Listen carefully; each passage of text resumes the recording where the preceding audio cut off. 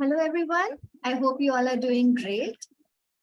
I would like to welcome you all to today's webinar session on embracing agile methodology in HR.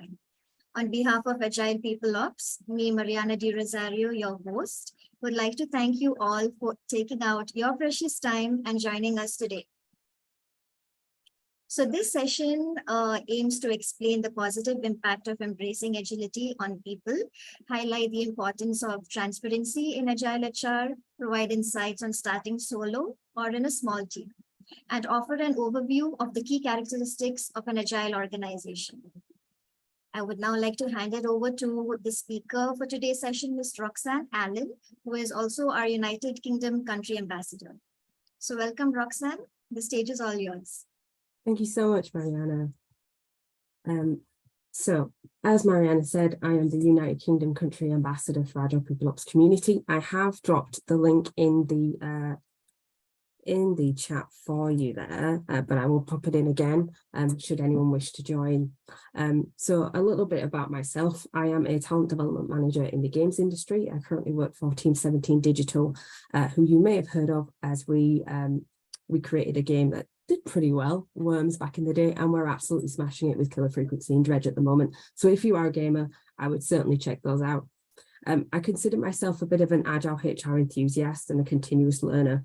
And this session is a bit of a culmination of my learning journey, the things that I think people need to start the conversation in their organizations when it comes to moving to Agile HR. And we're going to cover the why, the hows, the whats, and you'll have lots of practical tips and things to take away, as well as the promised free gift as well. But I guess what I wanted to get a real understanding of before we dive straight in is where people are at in terms of their understanding of Agile HR. And I'm going to hand back to Mariana because she's going to do the poll for us. Okay, so I will be launching a poll right now and would request all of you to just cast your vote for the questions asked. So let me know, are you all able to see the poll question on your screens? So we've got responses coming through, so that's great. Yeah.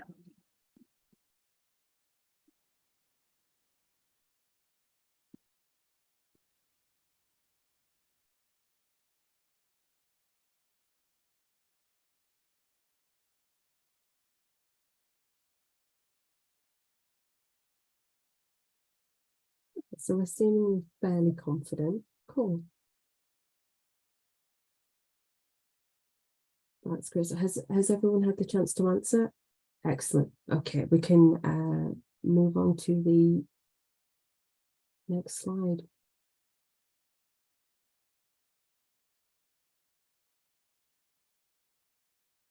So Mariana, is it able to share the results?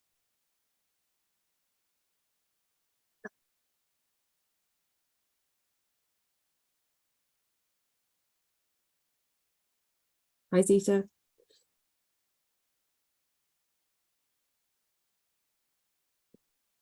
So I'm going to go over a couple of things. So why Agile in the first place? All the things that you need to create buy-in with your leadership team or with your HR team and start having that conversation. I'll speak to my own learning journey, which I realized was actually quite long. And I had to think really far back to really ascertain when did I actually fall down that rabbit hole.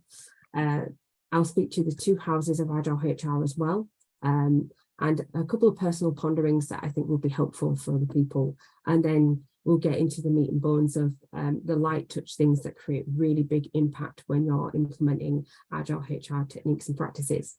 And then there'll also be a discussion around Agile organizational trademarks.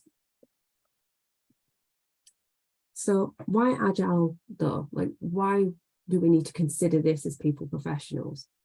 Well, we have serious mountains to climb, and I will be showing my age by saying this, but I realize I subconsciously ripped off The Price is Right. But anyway, we have really big, chunky bits of work to get out across the year, and this can take a significant amount of time. And as we are delivering, sometimes, not all the time, we are doing so in a way that isn't as quickly and efficiently as we would like it to be. Sometimes it's a little bit later than we would require, and it can then create conversations of how relevant is HR? How strategic is HR? Do they understand operations?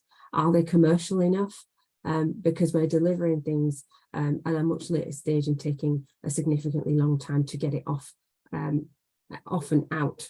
And this is where I had a great conversation with Kate Madison Greenwell, where she said, we're solving yesterday's problems, and that is eating away at our credibility. And I think she should absolutely trademark that because it's poetic. But it really is causing us challenges in that space by working in the way that we are doing. And I came across an article by the CRF forum that asked CEOs what they want from HR teams. And they came out with 3 key themes, one of those being acting with integrity, being able to deliver, and also being credible. And I believe that Agile HR allows us to do all of those things. And I just wanted to pull out a quote that I thought was quite interesting, is when they were talking about being able to deliver, the response was, it's about developing project management and prioritization skills and techniques. Well, that sounds a lot like Agile HR to me. So I just kind of wanted to share that as a bit of an opener, and hopefully you can take that forward with some of the other elements that I'm going to speak to today. So there are 2 key drivers behind that when you start thinking about the business more broadly. We have the human factor. So I'm sure we've all heard about VUCA, but we do deal with significant amount of complexity. We've been spoilt by Netflix, and rightly so. So everything is about personalization and having a bespoke experience. I think I've heard of the Netflix for wellbeing, the Netflix for learning, and other such platforms are being touted in this way. We also are dealing with a serious pace of change issue. I will mention the 2 letters AI. You can see how far that has progressed in such a short space of time. I'm still trying to keep up with all the bits and pieces that seem to come out on a daily basis. And then we have the digital element. So in terms of what happened with COVID and the lockdowns, etc., we ended up moving forward in terms of digital transformation by 10 years in 2 years, according to a report I read. So we certainly do have cause and means to start moving away from traditional HR techniques, because we're no longer in that space, and we need to be operating in a very different way to deliver the experience that people deserve. I wanted to also share this data set as well with you, because I think it's incredibly powerful and will help those conversations when you take them back to the business. This is taken from the Journey to Agile 2022 report by Josh Burson. And you can see when we look at these, the figures there that span across your employees, the business bottom line, and innovation, those key areas that leaders want to make an impact in and want us to support the business to develop in. And I'll just call out a couple. So we have in the sort of business impact space, 3.7 times more likely to delight customers.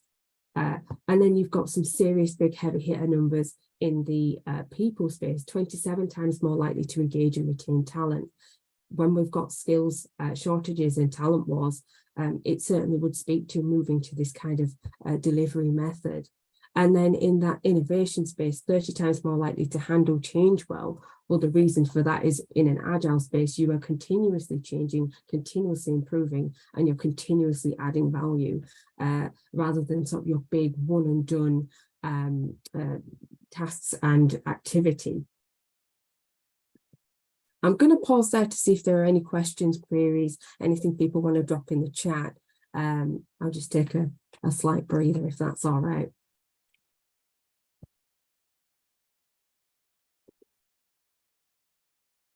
So in terms of my own Agile journey, when did I actually fall down the rabbit hole? Well, it was in 2016. At that point in my life, I was in a L&D specific role.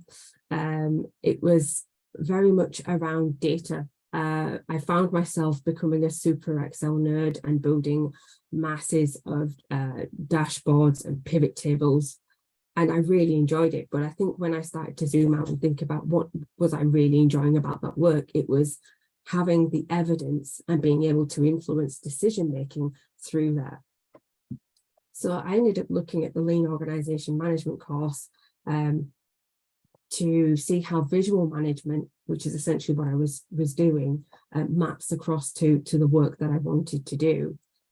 And through that, I learned about continuous improvement. I learned about the Toyota and how they had created a whole process that people were working to. I started hearing more and more about quality management, and everything that kind of sits within that space is under the umbrella of Agile. And this is where things started to get really interesting. So I completed that qualification. I started learning about minimal viable product use in performance-focused L&D. And again, I was seeing links back to Agile. I had a number of different roles across 2020, 2021, due to COVID-related redundancy, but it was an opportunity in itself because I was able to work for organizations that had already been working in a very agile way of working where we're speaking to distributed teams, using project management systems, utilizing things like daily stand-ups, all the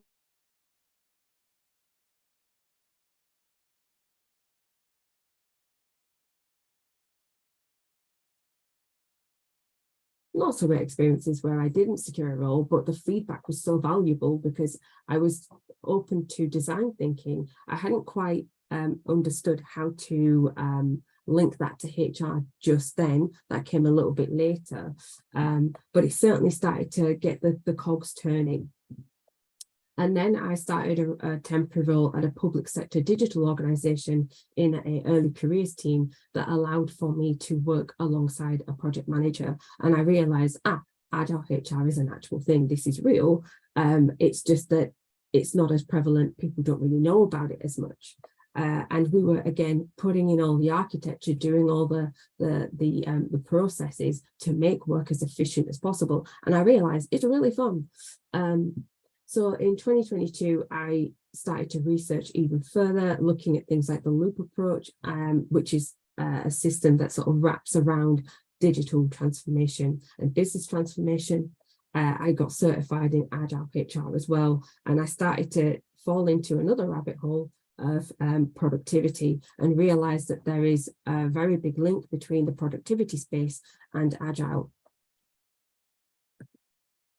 So a couple of books that I think are really useful were How People Learn. Whether you're in the people space or not, I think this is a really good book to read and get an education from. The Agile HR book by Natal Duncan Wheeler Hellstrom. This created more structure in the way that I was working when I started to really input and then influence my teams when it came to that. So I think pretty much everyone in our team has read the Agile HR book. And then Agile People by Pia Maria Thoren is really useful as well because you're looking more at employee experience. So in terms of the two houses of Agile HR, we have Agile People Ops, as Mariana had explained at the beginning, and then we have the Agile HR Development side of things, which is underpinned by the International Consortium for Agile.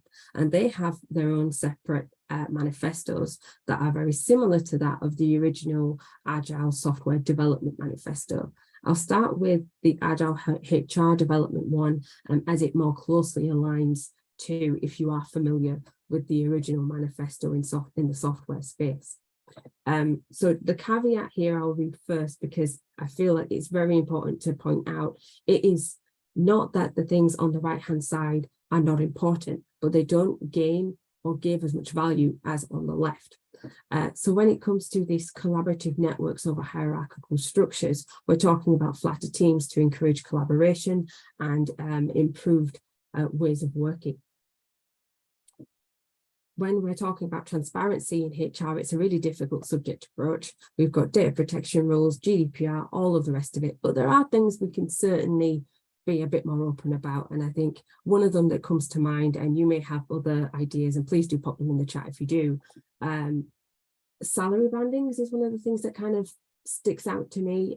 We could definitely get better at that in the people space. Adaptability over prescriptiveness. So this is understanding that blanket approaches aren't going to work. That personalization does need to come into play. to get the best buy-in and create the best experience for people. And each department may have its own way of doing something, but come to the same outcome, and that's fine. And the inspiration and engagement over management and retention, that is a focus on that coaching side of management and moving away from that control side of things. I had a really interesting conversation with someone called Andy Curry in regards to motivation. And we spoke about whether or not you can make somebody be motivated, or if we actually create the circumstances for someone to then be motivated. And I'm almost in the latter kind of camp. I think we create the circumstances for people to feel motivated, and then they apply the discipline to then deliver on things. And then the ambition over obligation, that's creating a sense in that person that they can do absolutely whatever they want to be able to do within the organization or beyond. I think sometimes we can get carried away as organizations and track people to roles, and maybe that's not what they have in mind. I saw something really interesting. Oh, we appear to have somebody who can't see the presentation, Mariana. Is the advice just to get them to log out and log back in? Yeah, I think it would be better to log out and log in. Is anybody else facing this issue, or it's just Tandeka?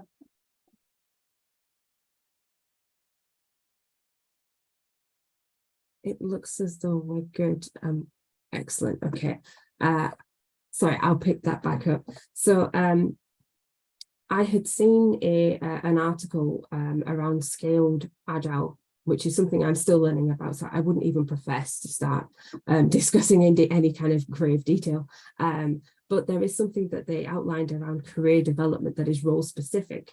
And I'll share a link to that a little later on for people who want to check that out. But essentially you have one person's role in the center, and then you have a number of different roles that they could slide into at varying degrees. Obviously the gap would be dependent on their knowledge and the area of business that they're in.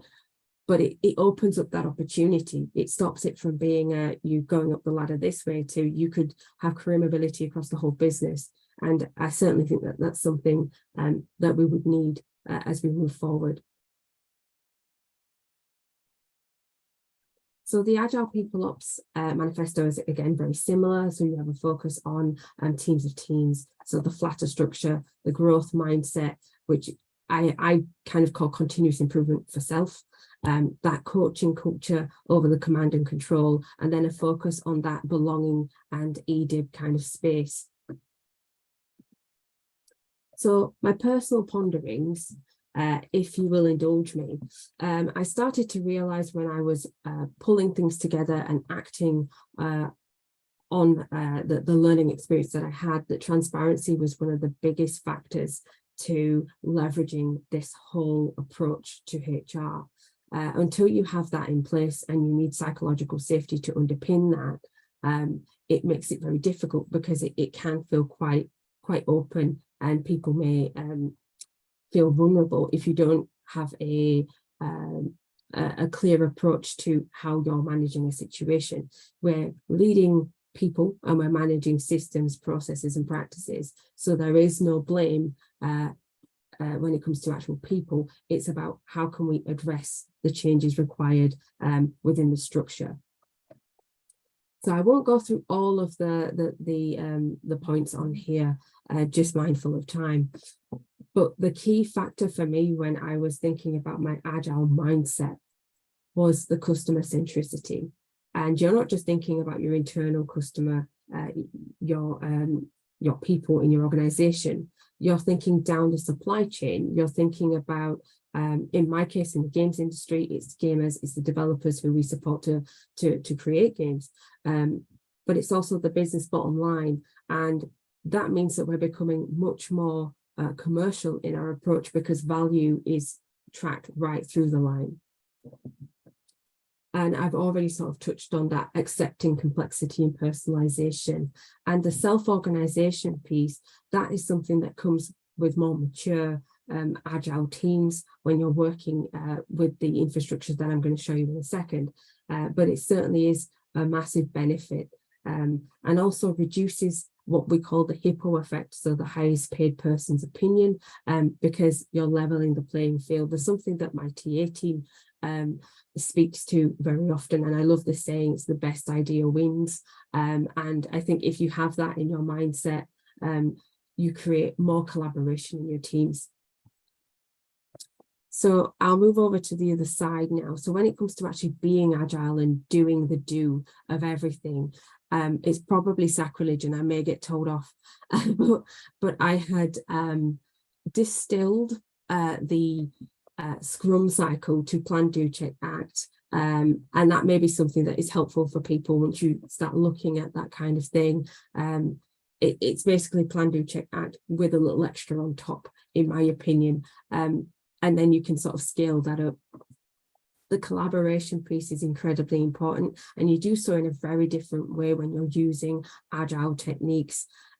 You're co-creating with your stakeholders very early on, and I've got an example of how you can use design thinking to do that, to help solve problems very quickly. Another thing that being agile is limiting your work in progress, and you do that by working out loud, using a number of different techniques, which I will show you in a second as well. Creating feedback loops, incredibly important, and having that continuous improvement approach wherever you can, to ensure that you're improving as you go and you've got your finger on the pulse of change. By doing all of these things, this is where you start to see the true value of Agile HR. And I started to see that when I was building out minimal viable solutions and layering up through iterations, which is something we practice in our talent and learning team at Team 17. So on to the big kind of ticket item here is the tools and techniques that you can take away from this to start implementing Agile HR and delivering value straight away. And I'm not precious, so please do take as many screenshots as you would like. So I started out with a Kanban board. It was a whiteboard above my desk, and I'll show you an example of what that looks like.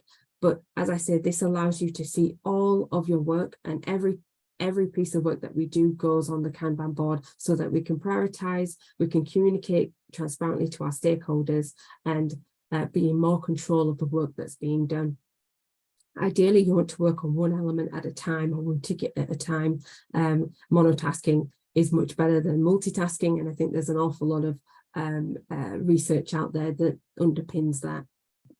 So your Kanban board essentially has your backlog. So these are all the tasks that you need to do, what you're currently doing, what's up next, what you're currently doing, and what you've already completed. So from a HR standpoint, your backlog could be things that are big ticket items that you break down from your strategy, and you may have one board across your whole team, as some teams do, or you may have one board for each of your individual teams. So for us, it's business partnering, talent and learning, and talent acquisition. Another thing that I think is really useful to take away from this is chunking. There are lots of different phrases for this. I just like chunking because I think eating the elephant with a knife and fork sounds a bit, I don't know, it's not for me. But essentially, it is taking those big ticket items, those big pieces of work, and breaking them down into manageable chunks that you can deliver throughout the year. So we don't have this question of, oh, does HR understand operations? Are they able to deliver when we need them to? Well, we will be, because we'll be delivering little and often. And as I say, in the L&D team, that kind of translates in a slightly different way, because we're layering up solutions, but we're also thinking about the different mediums and contexts and the depths that are needed for the content and the needs of the business. So I kind of imagine it like this. So you're layering up layers of value, almost like sediment rock, and they're going to be different sizes and shapes, and it's all dependent on what the need is at the time. We also have working out loud, and this is probably very difficult for HR because we don't like sharing anything unless it's pristine and it looks amazing. But internally within our own teams, I think we can get much better at sharing what we're working on. This will help break down silos. You'll be able to leverage talents across your wider HR team and work more collaboratively. And again, it does reduce the hippo effect because you don't have that sign off at the top. You're essentially doing that collectively and collaboratively as a team. So this could be, a Slack channel or a Teams channel where you can share partially finished concepts, outlines, comms, initial concepts, etc., and just ask for feedback within that space.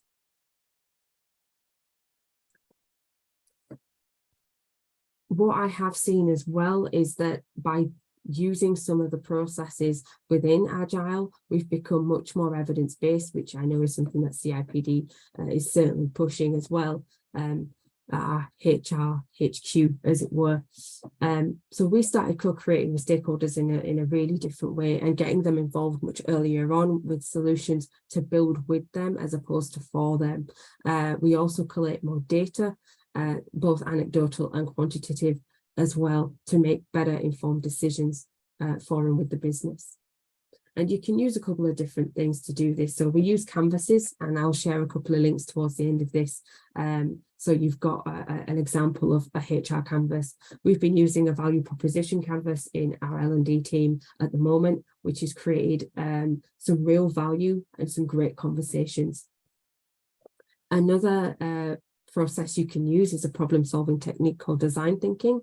I won't go into it too much because, spoiler alert, we're getting a session on this next month, and that will be delivered by Jeet Mukherjee, who is an ex-head of product at Hubble, and he has launched his own platform in the employee experience space called Kinfolk. So you may want to check that out. But yeah, we'll have more details to follow in regards to the date and time for that. Another really useful element that we've folded in is retrospectives. So this is a technique that's used across the team. So an exercise to look back at where we've been with a project when it's closed down. And I've got a couple of examples to show you, just some simple ones that you could just fold in as well. But we use these on our quarterly HR shutdown days, and they've been incredibly useful when it comes to starting conversations about, as I say, the processes, as opposed to looking at individuals. It's the work and how was the work supported to be successful, or where there were challenges. So stop, start, continue is a really easy one, and loved, lacked, learned, and longed for, again, a really interesting one that can draw out some great conversations. So you can use Miro or Whiteboard. They've got these set up as templates. If you're in, if you're together in an office environment, a really fun thing, just get loads of stickies, get some pens, and just have a really engaging conversation using this as a framework. So in terms of the buy-in and how the business, I think we've got someone who's not muted. So in terms of the buy-in and how the business and my HR team kind of started to fold this in and think, well, actually, maybe this is a good idea. It came down to business impact. From a personal standpoint, last year, I delivered an excessive amount of work, and I think I absolutely attribute that to agile ways of working, and doing it as a solo L&D person was significantly impactful for the business. The cross-team collaboration, we started breaking down silos, working more cohesively together, and doing so in a way that was more efficient. So that spoke to our credibility with the business, because we're getting things out the door much quicker. And I operate in a way that is very transparent, and making sure that the business is aware of where we're at with things and how we can reprioritize. And as I mentioned before, using some of these more engaging exercises and frameworks, it does feel much more fun when you're doing things day to day. So I kind of want to zoom back out a little bit and focus on the Agile organizational trademarks. I don't know if anyone has seen this already, and this would be an exercise to open up for conversation. So there are 5 key trademarks. There's the strategy, structure, process, people, and technology. And when I came across this, I realized that a lot of the practices that are outlined on the right-hand side are things that leadership have been speaking about for a number of years. And I guess my question for the room is this something that you think your organization is moving towards? Forget the word agile for now, but just the outcomes. And if it is, how far do you think your organization is from it? Now you can put your answers in the chat, or you can come on to mic and camera. It's entirely up to you.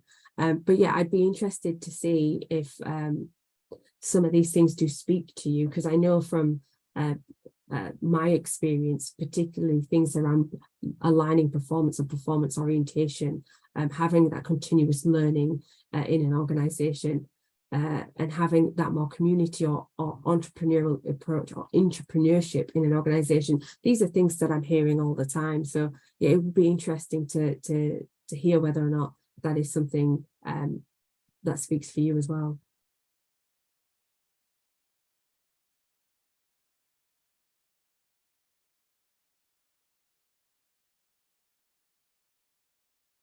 Oh, it's a very quiet room, isn't it?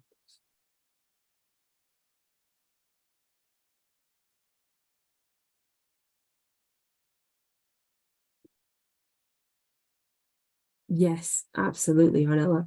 I think Simon's doing a cracking job in terms of bringing about Agile into the TA space and leveraging that.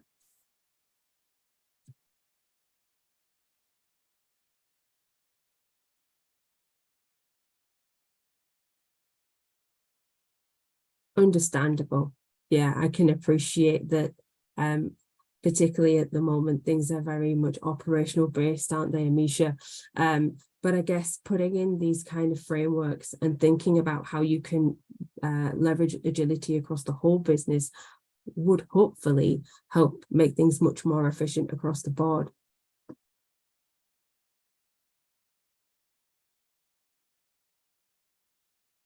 Any more for any more?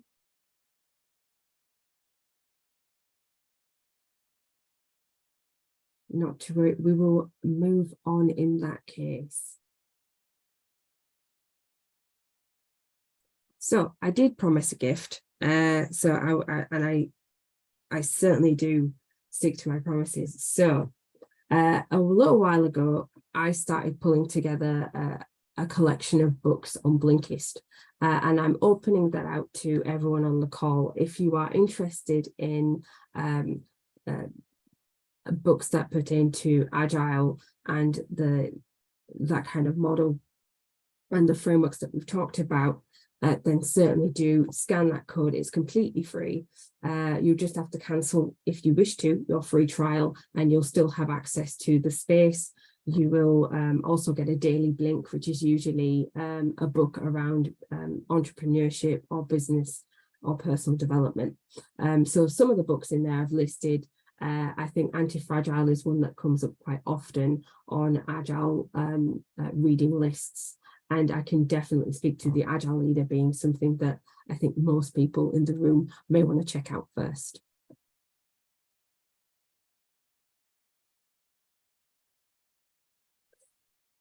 I just see the comment there from Zita. I think overall my workplace is on the right track, but we never use the word Agile. I think sometimes the word Agile is a little bit scary, but as long as you're making your way towards the outcomes, then that's absolutely fine. I've seen other practitioners kind of almost dropping the word Agile a little bit just to focus on getting the stuff done.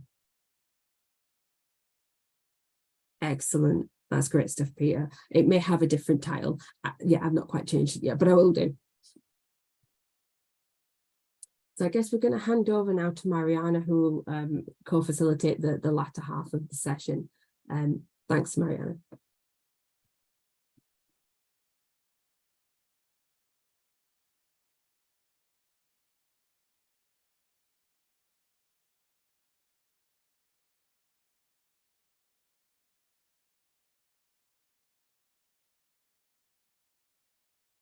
So we have a word cloud. Do you want to read out the question, Roxanne? Sure. So which element will you take away from the session and implement? And there's a couple of different tools and things that you'll be able to hopefully start to practice, even if it's just sort of for yourself and your own workload, and then take that forward with your teams. But if there is one thing that stood out for you, it'd be really interesting to know what that is. Yeah, so I would be sharing this link in the chat box. Would request you all to just open the link and put your answers.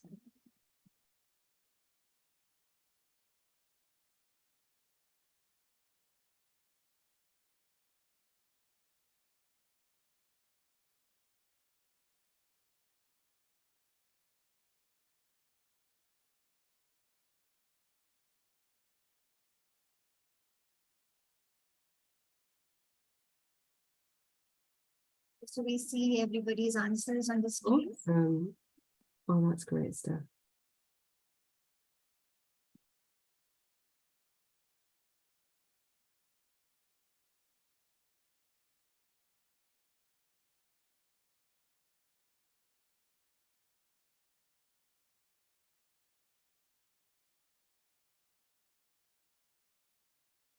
Yeah, I reckon the Kanban's a really good place to start, or you could utilize other the platforms that can do that, such as Trello, as someone's mentioned there. You could also look to things like Asana, or even Microsoft Product. That's where we sort of moved from my whiteboard and upgraded it to Microsoft Product.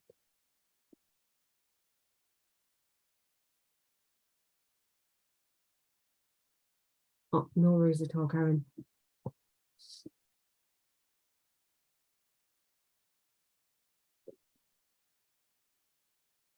Looks like Kanban's quite popular.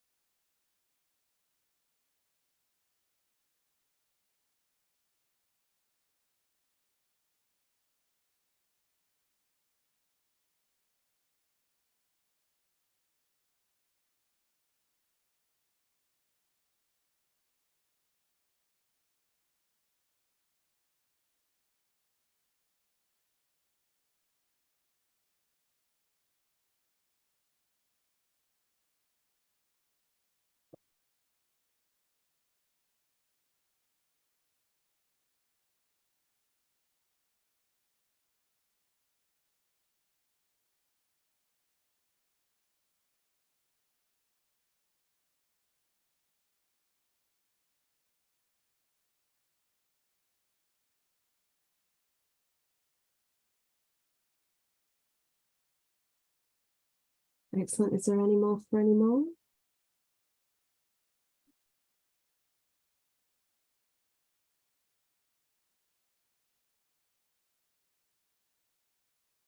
Yeah, I think there's some great options picked here, and that evidence-based approach is certainly something that really kickstarted the conversation at a higher leadership level, particularly with our HRD, and that's something that we're taking forward as we review our strategies.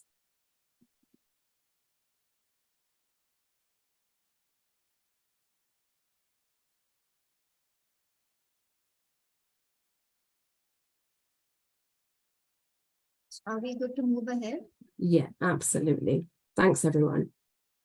Thank you, everybody. So we have the floor open for any questions or anything that you would like to discuss. You all can unmute yourselves and ask your questions, or put it in the chat box. I'll also pop in some resources as well, that might be quite useful if you just bear with me 1 second.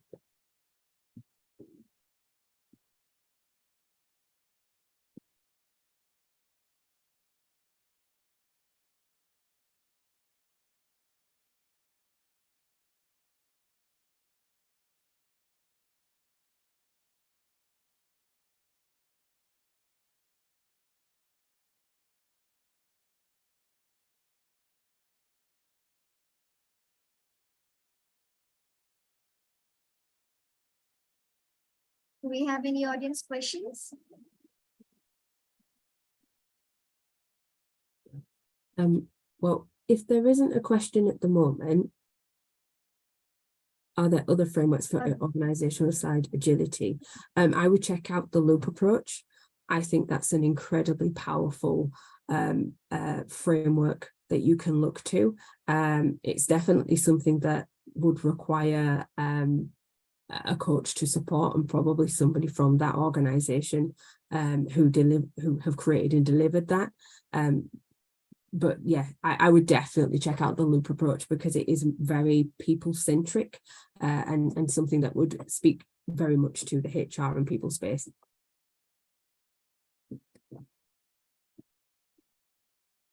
I'm just scrolling up to see if there's any other questions.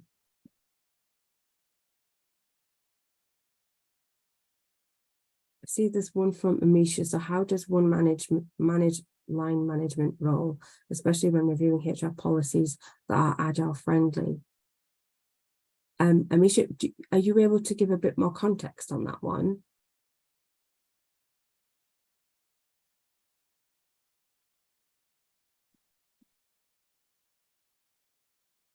So what was the question?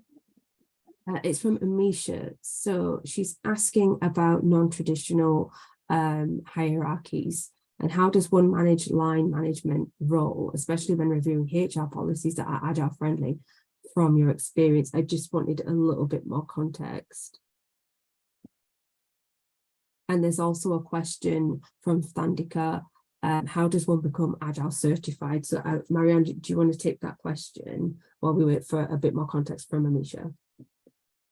Yeah, so you would have to send us over your profile so that we would know your experience and where you stand at the moment, because there are different degrees of certifications that you could possibly fit into. So I will send out an email anyhow to all the participants, so you can reach out to me personally and you can share your bio and experience.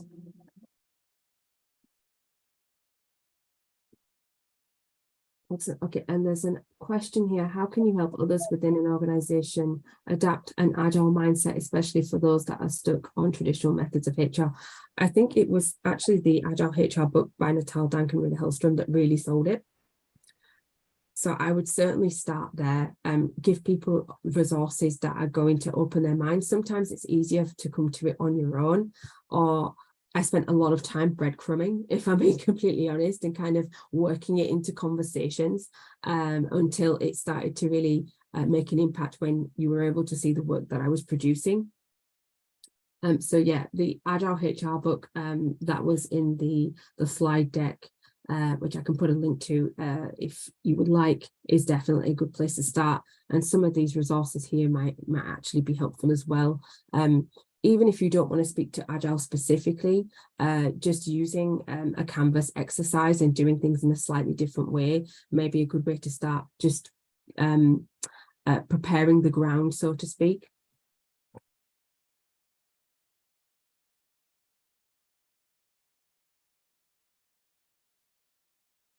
Excellent. Are there any other questions? I'll ask a question. Sorry, I'm not too sure if you can see my hand up. So apologies. I'm lazy to type. It's almost 10 o'clock for me in Melbourne. My question is, how did you find the HR Agile sort of space? Do you prefer to work in the HR side or both? So the way that I'm working at the moment is incorporating Agile into, I guess, my L&D HR space. I've worked in technical organizations that operate more broadly in that space. And what I found was that maybe some of the architecture that they are using aren't always as applicable. And I don't think you have to have any specific version of Agile HR, as long as you've got the tent poles that create the outcomes that you need. Okay. Thank you. No worries. I can't see any further questions. But thank you to Grace and to Moteb for your comments there. Marianne, Moteb is Saudi Arabia country ambassador. He's joined too. oh, awesome. Great to have you here. Do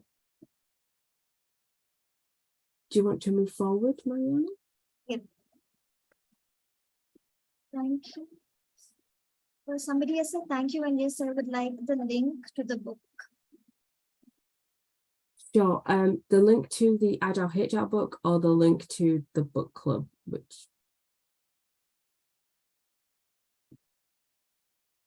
All right, okay, no worries. I'll get that for you now. Agile HR. Yep. Okay, so then I will move ahead. So big thank you to you, Roxanne. It was a really wonderful session, and I'm really sure everybody would agree at this moment. I really enjoyed it. Oh, awesome. Thank you. You will all receive a feedback form in the chat box. Would request you all to share your feedback. It is very valuable to us.